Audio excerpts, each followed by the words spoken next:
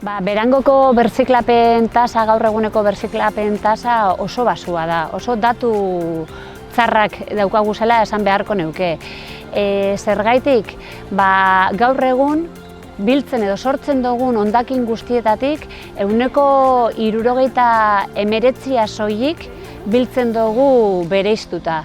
Hau da, 21% bakarrik biltzen dugu dagokion edukiontzian. Gainontzeko guztia errefusara botatzen dugu berangotarrok. Eta errefusera doan hondakin hori azkenean erraustegian amaitzen dau, Zabalgarbin edo TMB-an, bietariko batetan. Eta azkenean hori ekiditu egin behar dugu.